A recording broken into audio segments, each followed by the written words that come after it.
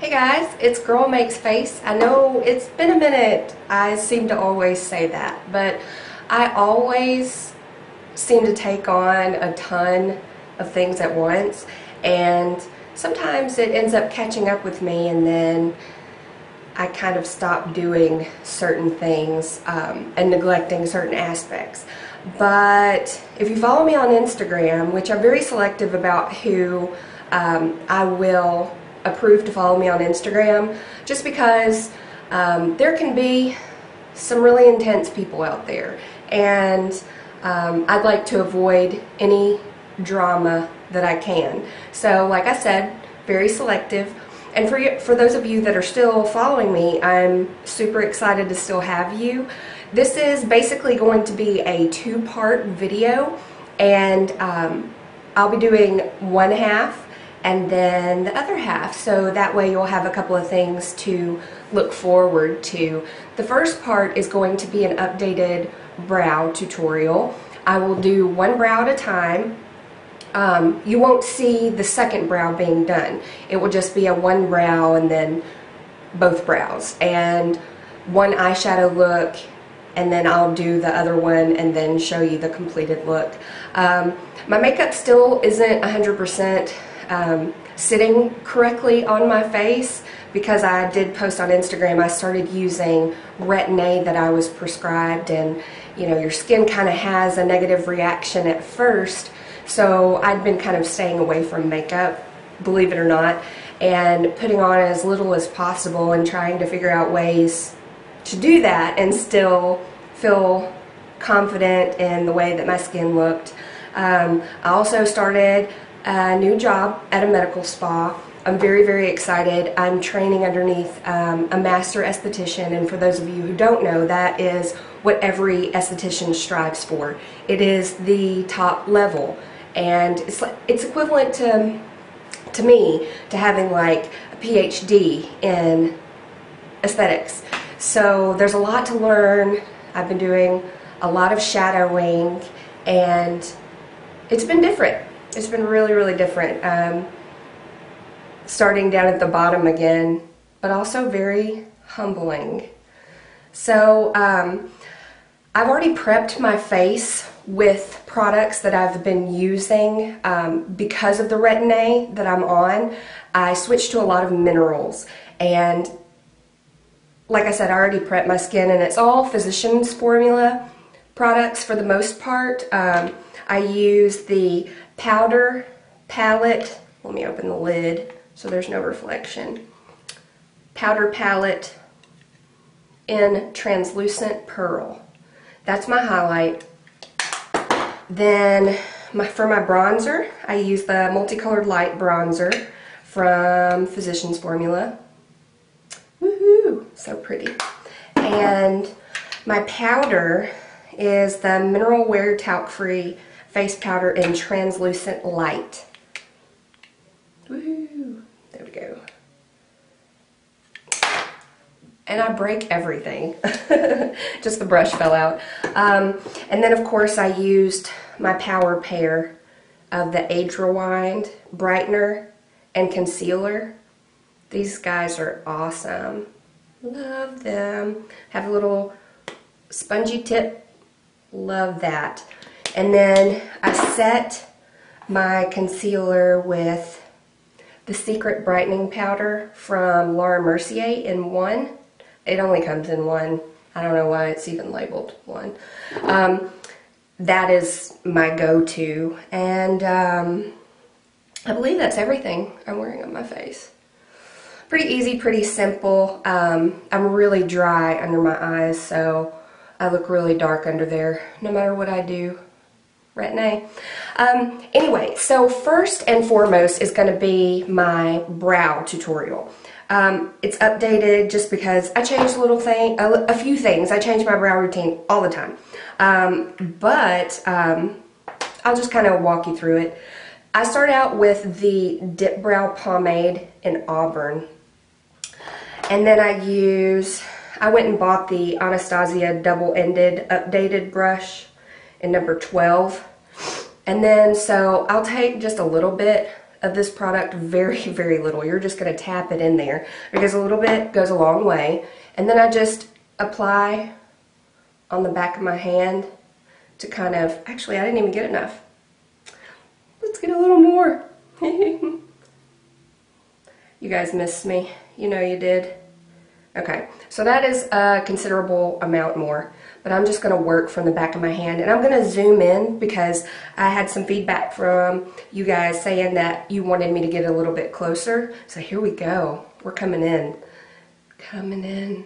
There we go. And that way you can really see the dryness under my eyes. I actually have a tear mark here from putting in, or my contacts deciding to turn on me earlier. Let's actually come out just a little bit. So you'll start out with a little bit of your product, the Dipbrow, on the angled portion of your brush. And then I'm gonna start with this brow because this brow is the one that is not as cute. So it's a little more difficult to do. So I'm gonna start out by making a line underneath, which I've shown you before, extending all the way out. I'm also going to take what's left on my brush, trace over the top. It's not going to look perfect as soon as you do it. Never does. So then I'm just going to kind of blend that up into my brow. See how it kind of, a lot of filled it in? Then I'm going to take the spoolie end of my brush, kind of shimmy up into it, soften it up, just so it's not so harsh at the front part. And I've told you before that the tail needs to be the most dominant part of your brow.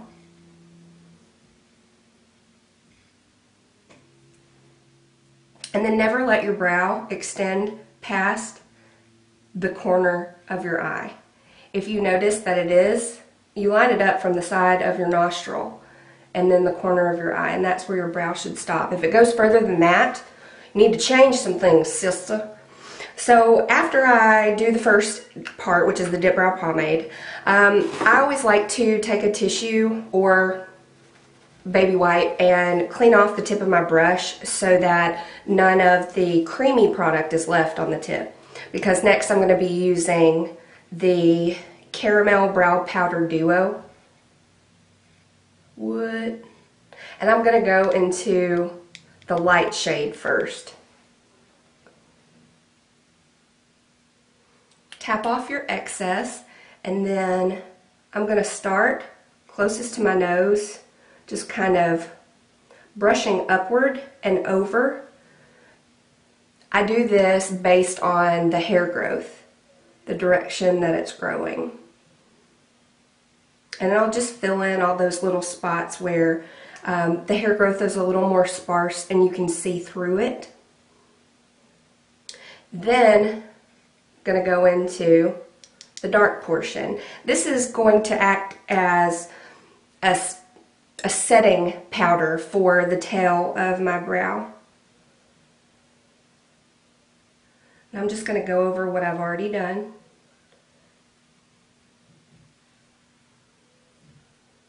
Then take my spoolie, brush into it again. I also like to do extra shimmying closest to my nose so that this part isn't as harsh as the rest of my brow. And you'll see me use my finger a lot to smooth out that line so it's not as harsh. More everyday wearable, less theatrical. Like so. Then I'm going to take, oh, I'm not finished. I'm going to take the Brow Wiz. Can you see that? Yeah, the Brow Wiz in Caramel, and I'm just going to do little touch-ups. Not very many. Just mostly right in there. And